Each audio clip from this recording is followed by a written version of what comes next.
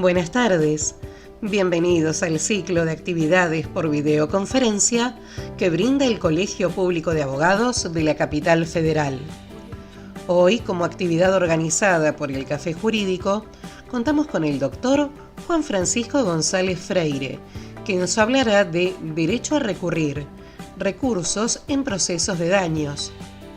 Les recomendamos que mantengan los micrófonos en silencio para evitar interferir en la locución del expositor y de surgir alguna pregunta, la realicen vía chat. Ahora sí, le damos la palabra al doctor. Bienvenido. Bueno, buenas tardes a todos. Ante todo quiero agradecer a las autoridades del colegio de esta prestigiosa institución que una vez más me da la posibilidad de poder exponer ante cada uno de los que integra Café Jurídico, en donde se tocan temáticas importantes.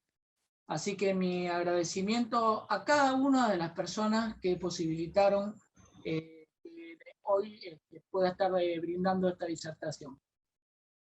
Bueno, la temática de hoy es una temática que no difiere mucho de el resto de la parte recursiva de lo que es en materia civil, ¿no es cierto? Sabemos que tenemos un sistema de doble instancia, razón por la cual todo lo que es en materia de recursos, obviamente dentro de lo que habilita el Código Procesal, uno va a tener posibilidades o no de poder revocar aquello que considera que fue errado por la instancia que motivó el recurso. De todas maneras, más allá de eso, mi intención dentro del acotado tiempo que tenemos es tratar de brindar algunas herramientas para los colegas que intervienen en proceso de daños. ¿En qué sentido? En el sentido de no solamente hablar netamente de algo procesal, porque la cuestión procesal, que la voy a enunciar, como lo acabo de decir hace un ratito, es aplicable a todo lo que se relaciona con el fuero civil. Lo que quiero hacer hincapié es en darle herramientas al profesional para, tanto a favor o sea sujeto accionante o demandado, pueda tener algunos instrumentos para revocar o confirmar la resolución de grado. Porque muchas veces las apelaciones, los recursos, son meramente subjetivos. Entonces, teniendo en cuenta que generalmente los jueces no están obligados a atender cada uno de los agravios que la parte invoca, sería bueno también tener en cuenta algunos puntos esenciales para que sean aplicados en materia recursiva. Entonces, atendiendo estas razones y repasando lo que es aplicable a todo lo que es la parte recursiva, en este caso estamos hablando de derecho de daños, ¿qué tenemos que tener en cuenta? Bueno, que hay recursos ordinarios y extraordinarios. Hagamos mención de aquellos recursos que son los más utilizados. Y quiero hacer una excepción acá, que es, hago un hincapié en que no voy a hablar de excepciones ni de la parte de un proceso ejecutivo, porque justamente no son recursos, son procesos. El proceso de ejecución es un proceso, no un recurso. Y en lo que hace a las excepciones, no son recursos, razón por la cual tanto las excepciones como la ejecución del daño no forman parte de recursos. Así que cuando hablamos de recursos, bueno, en este caso de derecho de daños, podemos hablar del recurso de revocatoria o de reposición, que va a estar dado por el artículo 238 del Código Procesal Civil y Comercial de la Nación, que este es otro tema que también quiero resaltar. Vamos a hacer hincapié en el Código Civil, Procesal Civil y Comercial Nacional, ¿no es cierto? Hay provincias que conllevan el mismo tenor normativo, y hay otras provincias que tienen sus propios códigos. Bueno, cuando hablamos de un recurso de reposición, ¿qué estamos diciendo? Bueno, que sea revocado por contrario imperio, digamos, por la misma jurisdicción que dictó la providencia. ¿Por qué hablamos del artículo 238? Porque dice que es susceptible de recurso de reposición cualquier providencia simple. Artículo 160. Las providencias simples causen o no gravamen irreparable. Aquel que ve que por ahí la jurisdicción que se pronunció lo hizo de manera desacertada, entonces tiene para, a través del artículo 238, interponer un recurso de reposición y que sea el propio juez el que revoque por contrario imperio su providencia. Podemos hacer, el recurso debe ser interpuesto dentro de los 3 días de notificada la providencia, ¿no es cierto? También podemos hacer mención de lo que es cuando la reposición va acompañada de un recurso de apelación en subsidio. Ahí ya nos vamos al artículo 241. ¿Qué pasa con esto? Ahí sí tiene que haber alguna, para que se conceda de manera subsidiaria el recurso de apelación, ahí sí debe haber un gravamen en cuanto a la providencia, ¿no es cierto? Pero ¿por qué eso? Porque no todo llega o no todo es admisible de llegar a un tribunal superior.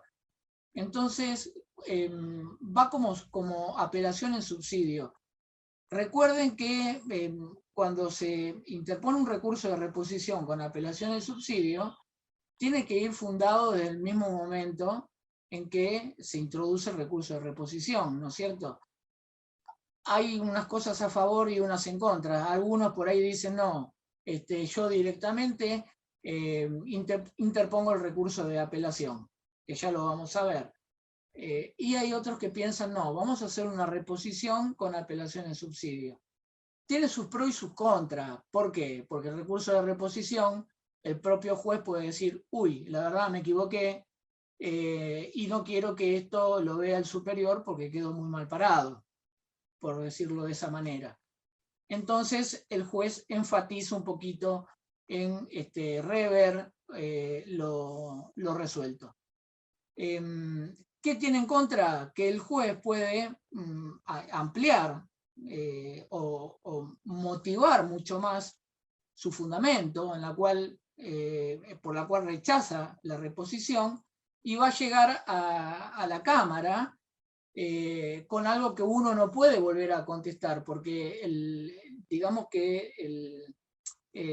cuando uno funda el recurso, lo tiene que hacer desde el mismo momento que introduce la reposición, no puede volver a contestarle al juez o volver a plantear un nuevo fundamento recursivo cuando el juez resuelve la reposición, ¿no es cierto? Quiere decir que va a haber que prever de alguna manera para el hipotético caso de que el juez profundice su negativa a revocar, para que cuando llegue al superior, ya uno desde el momento en que introduce el recurso de reposición, llegue al superior de alguna manera u otra, previendo de que el juez no va a hacer lugar a la revocatoria. Ahora bien, estamos hablando, se interpone dentro de 3 días. Cuando hablamos de recurso de apelación, nos tenemos que remitir al artículo 242 del Código Procesal, que acá sí el Código menciona taxativamente ante sentencias definitivas, interlocutorias y providencias que causen gravamen irreparable. Se interpone el mismo se interpone dentro de los 5 días de notificado. En los recursos de apelación, obviamente que, bueno, dentro de lo que es el plazo de de notificación, hay que presentar agravios. Acá hay una cuestión bastante importante, y que es que, porque ha pasado esto, que en muchas oportunidades, cuando uno por ahí introduce un recurso de apelación, directamente lo interpone con los agravios incluidos. Bueno, por ahí cae bien y por ahí no, ¿no es cierto? Porque ha habido jueces que han pedido el desglose de los agravios, porque recién los agravios deben presentarse ante el superior. Artículo 259, una vez que el expediente es puesto en conocimiento de las partes, llegado a la sala interviniente, hay 10 días para presentar los agravios. Se llaman agravios, a diferencia del memorial, que ahora lo voy a explicar. Generalmente, cuando hablamos, me olvidé de decir algo, que cuando se habla de recurso de reposición y se revoca, ¿no? Se hace lugar a la revocatoria, la parte contraria puede apelarlo. Ahora bien, volviendo a este recurso de apelación, la mayoría de los casos hablamos de apelación por sentencia definitiva, sentencia de primera instancia, y se concede libremente, obviamente con efectos suspensivos, ¿no es cierto? O sea que la regla es que se conceda de esa manera, se concede libremente y con efectos suspensivos. Pero también, ¿qué pasa? Hay concesiones de recursos de apelación con efecto diferido, que son en relación, y con efecto devolutivo. Todo lo que es, digamos, sentencia definitiva se concede libremente. Ahora, los demás recursos se conceden en relación. ¿Qué significa?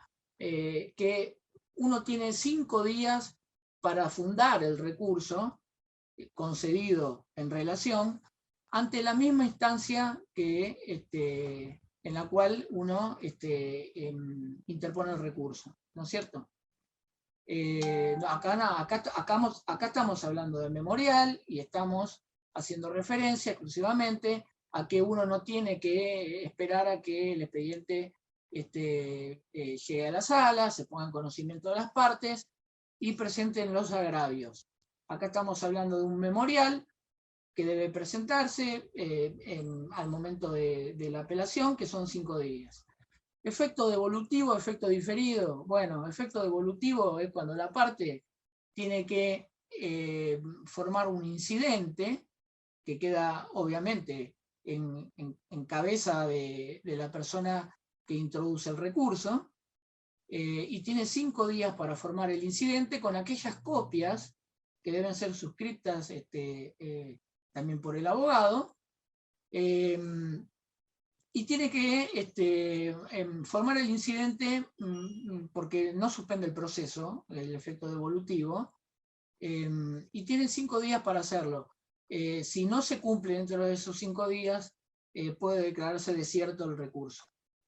Y después tenemos el recurso de apelación en relación con efecto diferido, que va a ser diferido. No hay que confundirse cuando las excepciones son diferidas para el final de la instancia de grado, sino para lo que es, va a ser diferido para que lo resuelva el superior, obviamente previo a que se pronuncie sobre la cuestión de fondo, ¿no es cierto? Entonces, también va a tener que ser fundado dentro de los 5 días ante la jurisdicción que lo concede, y se difiere. ¿Qué sacamos de conclusión con todo esto? Bueno, estamos hablando de los recursos ordinarios.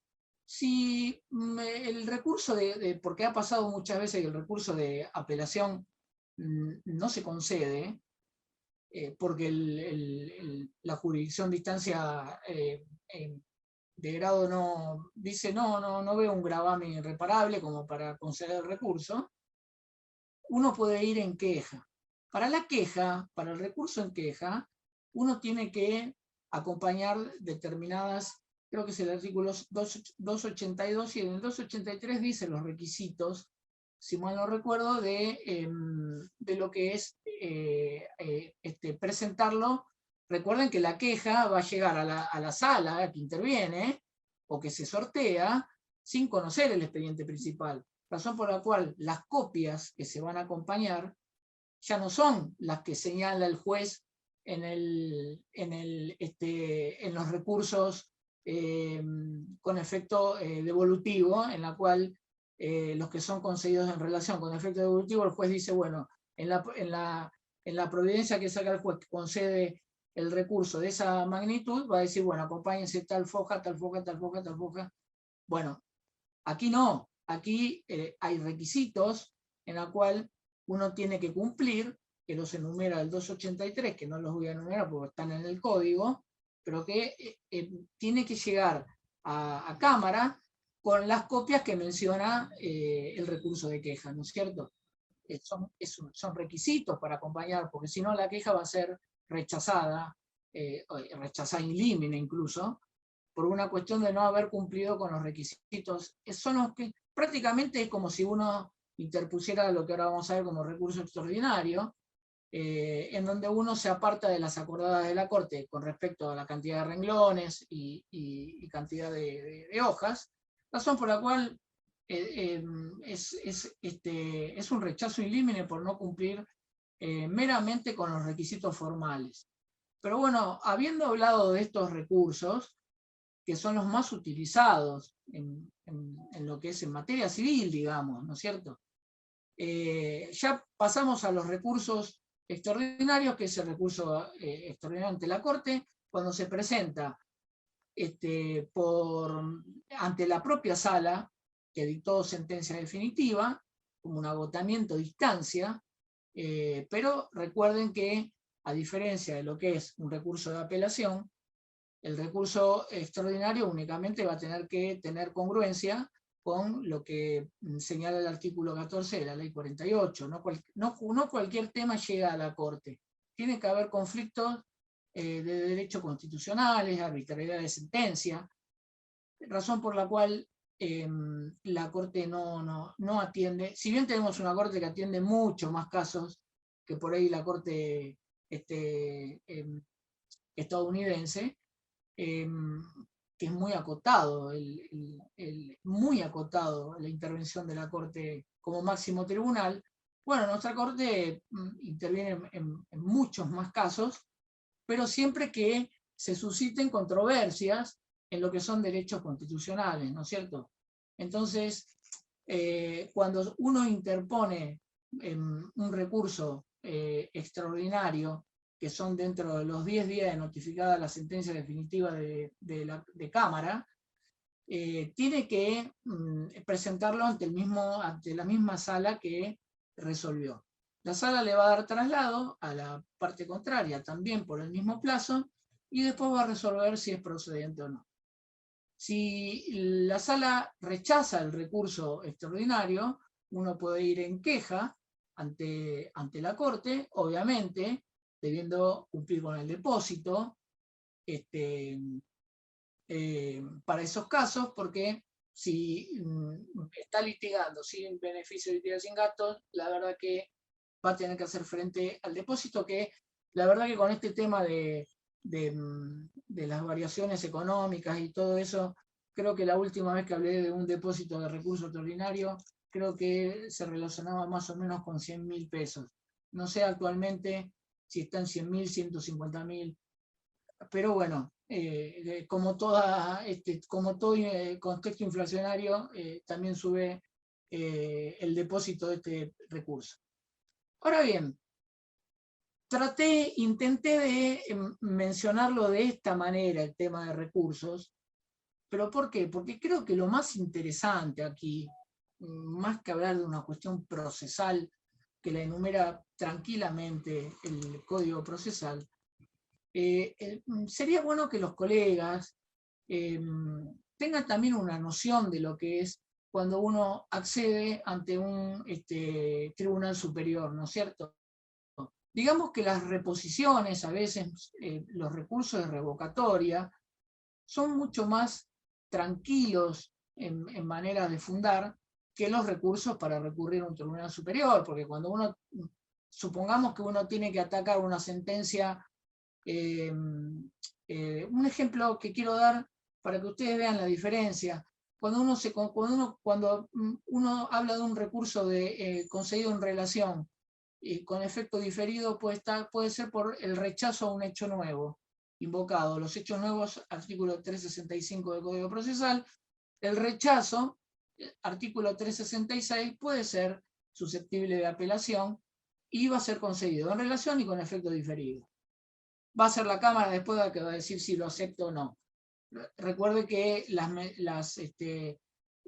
medidas o las pruebas aportadas que no son admitidas, no son apelables, son inapelables, pero uno las puede volver a invocar ante el superior dentro de los 5 días que tiene para, una vez puesto en conocimiento de las partes, cuando el expediente se eleva por sentencia definitiva, ¿no es cierto? Entonces, hay maneras de atacar algún tipo de prueba que fue rechazada en primera instancia e invocarla en la instancia del Tribunal de Alzada. Ahora bien, volviendo al tema, sería bueno, de alguna manera, poder apreciar, en todo caso, cómo debe fundarse o qué debe atacarse cuando uno recurre a un Tribunal de Alzada. Muchas veces vemos, en la gran mayoría de los casos vemos, que se apela por apelar, digamos, con falta de fundamentos, en la cual el Tribunal de Alzada lo que termina haciendo es diciendo, mire, la verdad que es una crítica infundada, se trata meramente de una cuestión subjetiva por la cual se critica la resolución de grado. Entonces, para evitar eso de alguna manera, debemos intentar saber dónde estamos posicionados, más que nada, para saber atacar una sentencia de grado. Cuando hablamos en materia de daños, ¿no es cierto? Y para eso tenemos que tener en cuenta, mi paso por una de las salas, justamente era ese, era el ver cómo ya venía encuadrado de primera instancia, y qué era lo que la parte invocaba como agravio, ¿no es cierto?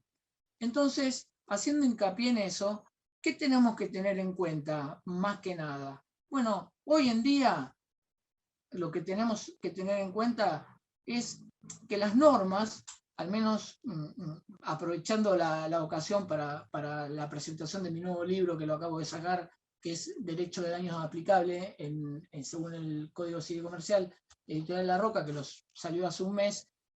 Yo aquí hago mención de lo que es la configuración del daño, y en la configuración del daño, las normas están compuestas no solamente por un componente objetivo, sino también por un componente subjetivo. Si nos atenemos, por ejemplo, a lo que es el derecho penal, siempre se dice el lado objetivo y el lado subjetivo de la norma. Bueno, en cuestiones de daños pasa lo mismo, no enfatizado como en el derecho penal, pero sí hay una subjetividad de parte de la jurisdicción que es importante resaltar, porque para un juez puede ser una cosa y para otro juez puede resultar otra, y estamos hablando por ahí de las mismas normas. Entonces, quiero aclarar algo que lo aclaré en la última disertación hace muy pocos días que tuve con este prestigioso colegio, y que es que jurisdicción se le dice a la Administración de Justicia. Debemos ponerlo de resalto esto, porque se habla de jurisdicción a lo que son cuestiones de territorio, y está mal eso. Jurisdicción es la justicia, lo otro se denomina territorio, localidad, pero no jurisdicción. Razón por la cual lo más triste es que se escucha de abogados también esto. Cuando hablamos de jurisdicción, hablemos de jurisdicción y tengamos en cuenta que estamos hablando de la Administración de Justicia. Entonces, volviendo al tema de los presupuestos que hacen a la configuración del daño, que ya sabemos que son 4, relación de causalidad, antijuridicidad, el daño y el factor de atribución, cada uno de esos presupuestos va a tener su parte subjetiva, su lado subjetivo. Me van a decir, doctor, pero ¿cómo es eso? Bueno, justamente es una de las nociones por las cuales uno puede fundar un buen recurso ante la alzada, diciendo, mire, el magistrado no se trata de disentir por una cuestión discrecional o subjetiva del magistrado, sino que en la valoración que hizo el magistrado hay una equivocación. Por ejemplo, pongamos como ejemplo lo que es la antijuridicidad. La antijuridicidad hoy por hoy es considerada material y atípica. ¿Pero por qué? Porque hubo una ampliación en el concepto de lo que es el daño resarcible y se habla de la lesión a derechos, a intereses y derechos o intereses de incidencia colectiva. Este último lo sabemos por el fallo Alavi de la Corte, pero también se tutela el interés simple. Razón por la cual al tutelarse el interés simple no significa que ese interés forme parte de una norma o esté contemplada en un artículo particular. Simplemente el interés simple es aquel interés, aquella expectativa que tiene la persona susceptible de en algún momento de su vida poder disfrutar o gozar de ella, y que no esté reprobada por el ordenamiento. Entonces, claro, es atípica, porque justamente antes cuando se hablaba de antijuridicidad, se hablaba de una antijuridicidad en el Código de Vélez que era formal y subjetiva. A veces se confundía lo que era antijuridicidad con culpabilidad. Entonces, es atípica, ¿por qué? Porque el artículo 1717 habla de que toda conducta es antijurídica, toda conducta dañosa. Es antijurídica si no está justificada. Es como que hay una inversión en eso, en que uno tiene que justificar una conducta que se considera antijurídica, ¿no es cierto? Parte de la doctrina sostiene que es un artículo que debería ser declarado inconstitucional, bueno, pero la verdad que ante una circunstancia como esta, el juez puede entender lo que es una cuestión antijurídica de su lado subjetivo, la cual por ahí uno puede ir ante el tribunal de Alzey y manifestar de que o no es una causal antijurídica desde el punto de vista subjetivo, o justamente no existió por ahí el dolo o la intención que por ahí se invoca en determinada norma para que sea aplicable. Hay una cosa a resaltar acá que es lo siguiente. Pasamos al factor de atribución y ante carencia normativa se presume la culpa. Tengamos en cuenta que nuestro código, además de ser asistemático, que no reúne todo lo que es la responsabilidad civil en un solo libro y capítulo y secciones como lo hace nuestro actual código, sino que está disperso por todo el código, justamente factor de atribución dice ante carencia normativa se presume la culpa, pero la mayoría de las responsabilidades son objetivas, no son subjetivas. Y este es un punto importante. ¿Por qué? Porque muchas veces se termina resolviendo según el tipo de responsabilidad, ¿no es cierto? Y a veces no hay mejor cosa que fundar un recurso de apelación haciéndole ver al superior de que el juez de primera instancia se equivocó en aplicar la clase de responsabilidad. No nos olvidemos de que el juez conoce el derecho y lo aplica. Famoso principio iuris novi curia. Entonces, ¿qué pasa? El juez conoce el derecho y lo aplica, pero puede ser que en ese derecho que aplica el juez, ¿no es cierto?, modifique el tema de la responsabilidad y deje de ser una responsabilidad subjetiva y pasa a ser una responsabilidad objetiva.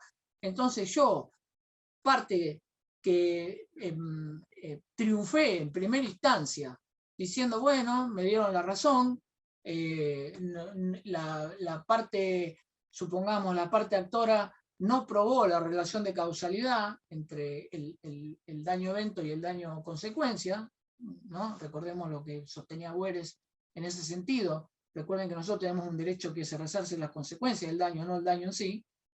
El daño en sentido natural,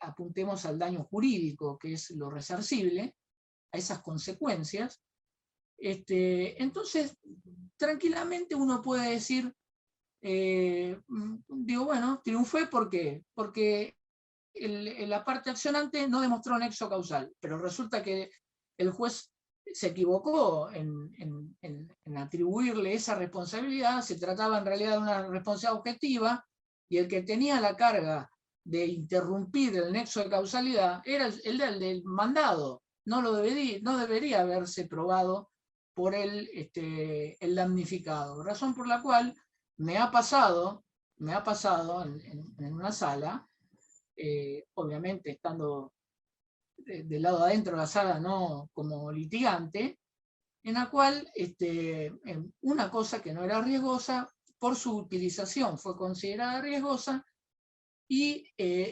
obviamente no se trataba de una responsabilidad subjetiva, sino objetiva, y ahí fue donde se revocó la sentencia de primera instancia, y se le dio a favor de la parte reclamante, de la parte actora, lo que era la presunción jurídica. ¿Pero por qué? Porque hubo justamente el razonamiento, era el de decir, hubo una equivocación en lo que era el lado subjetivo de lo que era el factor de atribución y la relación de causalidad, razón por la cual se estaba hablando de una responsabilidad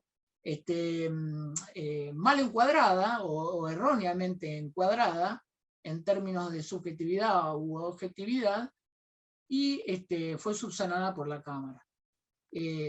Entonces, digamos que es importante, como no hay que presentar un agravio por presentarlo, hay que ir directamente a ese tipo de fundamentos, en la cual en muchas ocasiones pasa por ese lado, porque recuerden, lo vuelvo a repetir, generalmente se dice los jueces no están obligados a atender todos los agravios introducidos por las partes, pero si uno introduce un agravio diciendo, mire, hubo una equivocación en la clase o el tipo de responsabilidad que estamos invocando o analizando o exponiendo en este momento, la Cámara seguramente lo tiene que ver y va a decir que el magistrado de grado estuvo en lo cierto o tiene que revocar. Hacemos hincapié en esto, ¿saben por qué? Porque a veces también incluso hay equivocaciones, hay carencia normativa, en la cual uno apunta pura y exclusivamente a lo que dice la norma, y la norma por ahí no dice que por ahí se acepta la culpa, o una culpa común, por decirlo así, aunque el doctor Alterini decía que nuestro código no tiene distintas clases de niveles de culpa. Culpa es una. Bueno, si nos remontamos al artículo 1771, hablamos de la acusación calumniosa, ahí se requiere culpa grave. Tenemos que hablar de que estamos hablando ante la falsa imputación de un delito en donde se requiere de que exista culpa grave en esa imputación. Además, ¿no?, de imponer una carga negativa, que sea el damnificado el que tiene que probar de que el denunciante o el querellante no tenía razones para hacerlo. La verdad que es fatal eso, digamos, porque digo, hay jurisprudencia para todos lados en ese sentido, porque dice, no se le puede imponer a la parte denunciante o querellante que tenga pleno conocimiento si estaba en posición o no de denunciar o querellar. Solamente hacer la denuncia significa de alguna manera que, bueno, obró correctamente, y hay otros que obviamente no lo aceptan. Pero acá está el tema.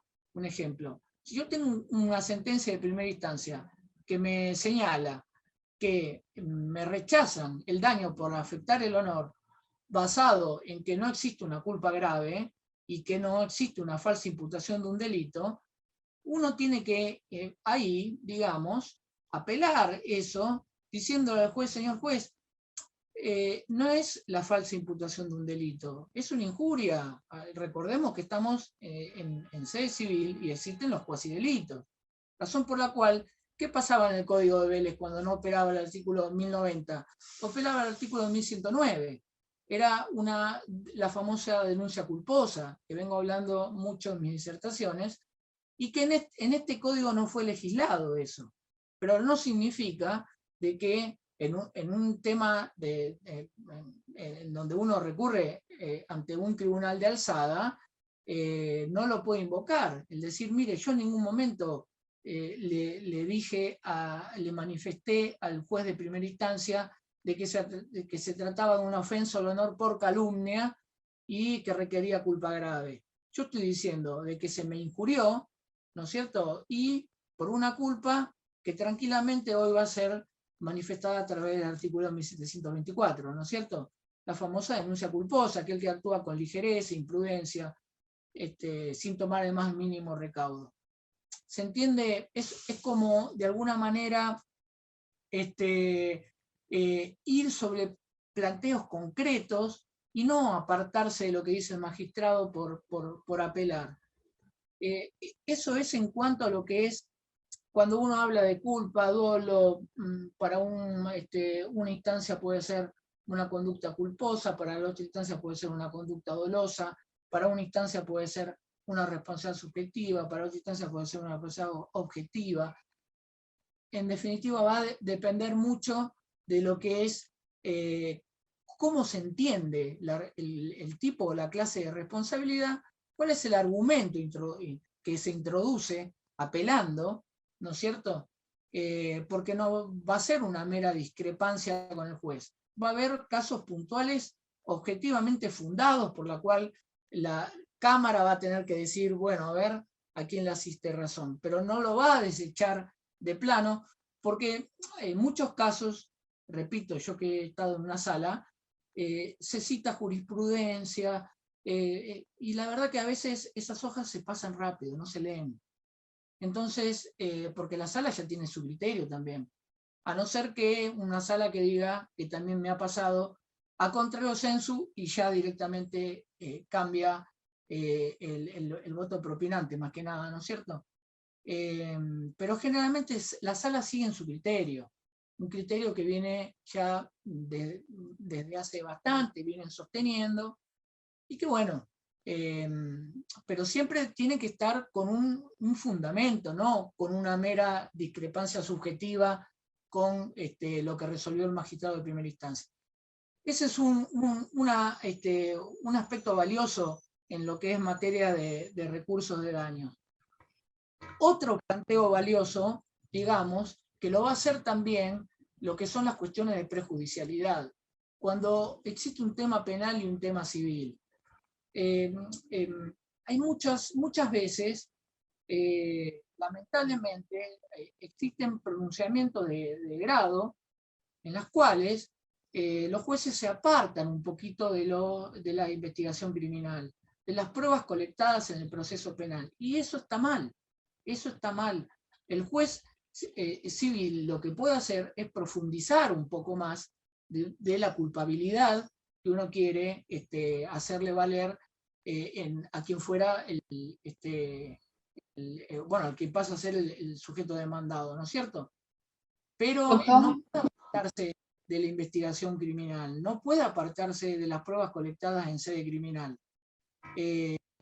Por eso hay una subordinación en lo que es el dictado de la sentencia civil a la resolución de la sentencia penal. Y aquí hay un caso muy importante, y que es las excepciones a eso. Recuerden ustedes que hay dos artículos que señala si es procedente o no el reclamo civil cuando se baraja un tema de esta índole con una investigación previa criminal, y que es el artículo 1776 y 1777. ¿Por qué? Porque en una habla de la condena y en la otra habla de la inexistencia. ¿De qué? Del hecho principal y de la autoría o participación del imputado. En cualquiera de los dos artículos, si se tiene por probado el hecho principal y la autoría o la participación del imputado, el juez civil no puede decir que no.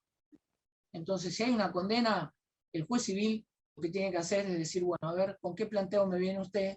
en cuanto a los rubros indemnizables, ¿no? Aquellos rubros que pretende. ¿Cuál es su pretensión jurídica? Pero no puede volver a rever la culpabilidad del imputado, porque ya está probada en sede penal. Bueno, a contrario sensu pasa cuando no existe inexistencia del hecho o cuando el imputado no participó o no es el autor del hecho que se le imputa. No puede el juez civil decir, bueno, me aparto de eso y sí, encuentro la culpabilidad en esto. No puede. Lo que sí Doctor, puede... interrumpe, pero estamos en los últimos 15 minutos. Nos pidió que Bueno, le avisáramos, así que le voy muy bien, avisando. muy bien, muchísimas gracias. Lo que quiero decir es que la gran mayoría de todo este tema de recursos va a estar asociado a no plantear, a no apelar por apelar, sino a fundar la apelación dentro de lo que sea una reposición o más que nada un recurso de apelación, y siempre y cuando se funda correctamente y no que únicamente uno discrepe subjetivamente con la resolución de grado. No sé si ahora paso alguna pregunta, algún colega que tenga alguna duda, resaltándole el escaso tiempo que tenemos, ¿no es cierto? Doctor, por el momento no hay ninguna pregunta, así que si quiere puede redondear y finalizamos. Bueno, redondeo entonces esto también teniendo en cuenta que lo que es materia recursiva no solamente es presentar un recurso de apelación. Hablemos de grosso modo de lo que son las sentencias definitivas. Cuando hablamos de recursos, los recursos tienen que ser fundados, tienen que ir sobre aquello que más, de alguna manera u otra, la Cámara va a tomar y va a rever, porque si no, lo pasa de largo. Entonces, cuando hablamos de responsabilidades, cuando hablamos de prejudicialidad, cuando hablamos incluso de relaciones contractuales o extracontractuales, justamente me hubiera gustado tener un poquito más de tiempo para aclarar lo que es a veces aquellos rubros que se presumen y otros que no en materia de daños, pero uno tiene que hacer hincapié en eso y no justamente en discrepar subjetivamente de lo que se resuelve en instancia de grado, porque la verdad, de ser así, la mayoría de los recursos, y más teniendo en cuenta para cerrar esto, que es el tema de las grandes diferencias que hay en cuantificaciones de daño. Por ahí un fallo de primera instancia dice, le otorgo en concepto de daño moral 100.000 pesos, y resulta que se eleva y la Cámara dice, revoco o modifico el rubro dándole 700.000, y uno dice, pero ¿por qué tanta diferencia? Bueno, esas son las cuestiones sí que quedan a criterio jurisdiccional, pero muchas veces, ¿qué pasa? Es porque la parte que apela, la que se agravia no en decir que el daño moral lo ve ínfimo y apela por bajo, sino la que apela por alto no apela bien, razón por la cual la Cámara encima se toma atribuciones no solamente de incrementar el quantum, sino que obviamente lo hace de manera holgadamente, por decirlo así. Entonces, justamente eso es por carencia de fundamentos, por no ser objetivo para eso directamente uno debería analizar, no hace falta presentar apelaciones o recursos de 40 hojas. Simplemente lo que hay que hacer es atacar objetivamente aquello en la cual lo expliqué de manera acotada, pero le asegura mucho más la atención, no le digo el triunfo, pero sí la atención del Tribunal de Alzada, que si uno presenta un recurso apartado, solamente alegando, diciendo, bueno, mire, la verdad no coincido con el magistrado tal y tal cosa. Cierro esto diciendo lo siguiente. Si yo tengo distintos fallos judiciales en los cuales hay daños que se presumen, rubros que se presumen, los hechos notorios y como son el artículo 1745, 1746, por supuesto que se presumen, y ningún juez se va a apartar, por ejemplo, del gasto emergente, los gastos médicos, de traslados, ¿no es cierto? Pero hay otros rubros que uno tiene que probarlo. Entonces, digamos que en las relaciones contractuales muchas veces el daño moral no se otorga, porque dice, no, bueno, en la parte contractual uno sabe a qué se somete, y por ahí uno, al introducir un recurso y lo funda, diciendo el por qué está pidiendo, obviamente que lo tiene que haber requerido en la demanda, al momento de entablar la demanda, ¿no es cierto? Porque si no, no puede invocarlo como algo nuevo en segunda instancia. Pero uno, aferrándose a eso, le da al Tribunal Superior mayores herramientas para que diga, el juez de primera instancia se equivocó, revoco y otorgo lo que viene requiriendo la parte. Pero siempre tiene que ser en base a hechos fundados, ¿no es cierto?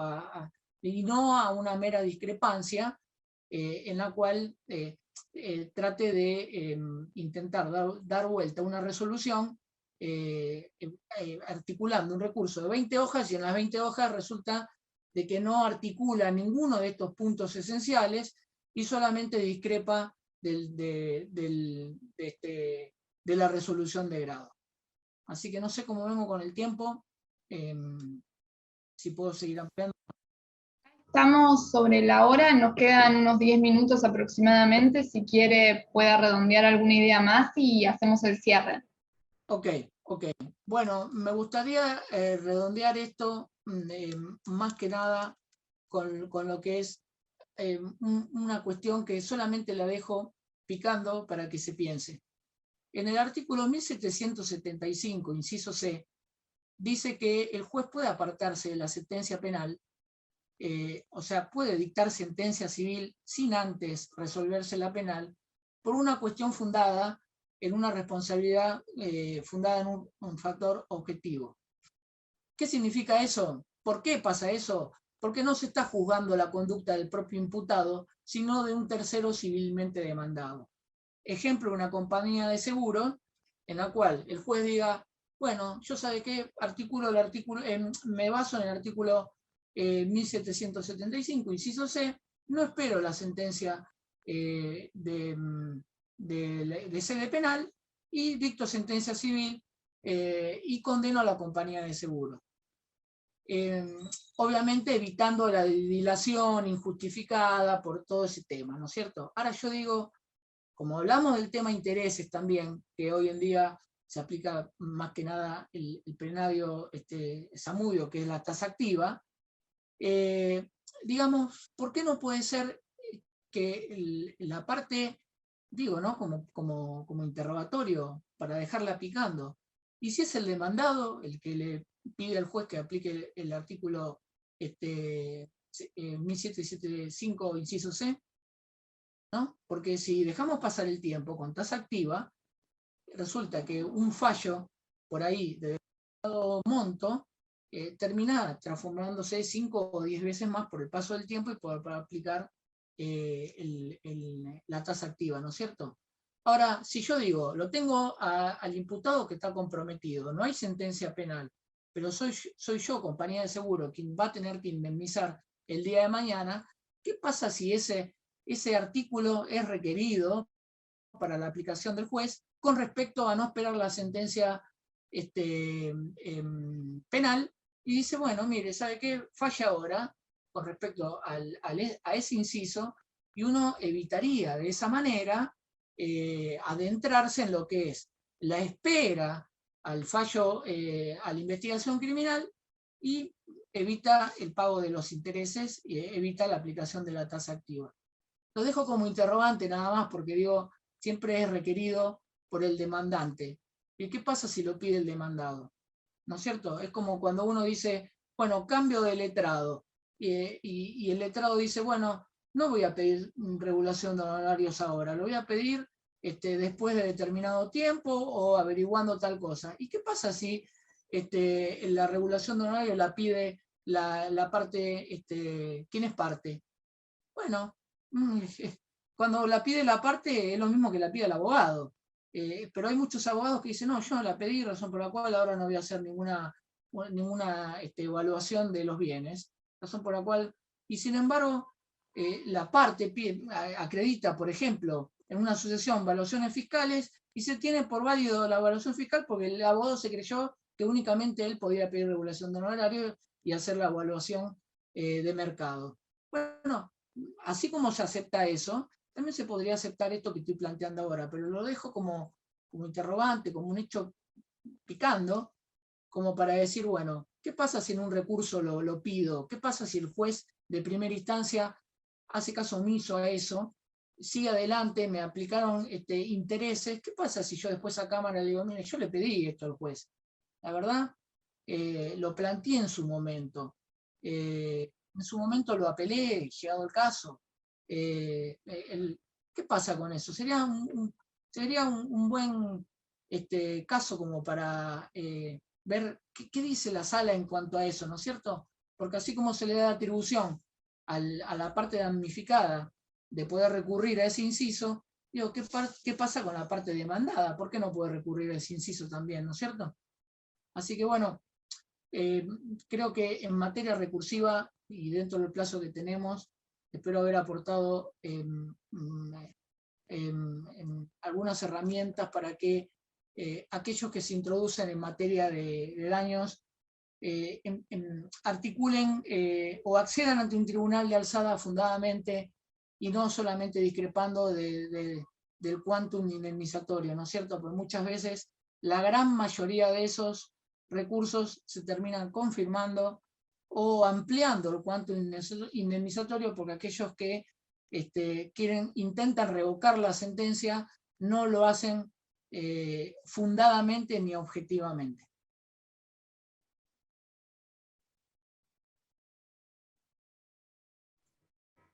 Perfecto, doctor. Si le parece, ya podemos ir cerrando.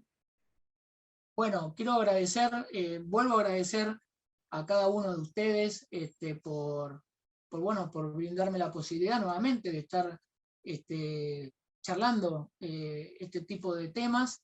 Y bueno, obviamente que más que nada recomiendo no porque sea mi libro, sino porque en este nuevo libro toco la temática de todo este tipo de cosas, todo lo relacionado con daños concentrado en un solo libro, tanto a favor del damnificado como el sujeto demandado. Y también agradezco al dial.com, de la cual soy el director del área jurídica de obligaciones, responsabilidad civil y derecho de daños, por brindarme la posibilidad también de poder explayarme en este digno y prestigioso colegio que, bueno, me da la oportunidad de poder tocar las temáticas que a mí más me apasionan, ¿no es cierto?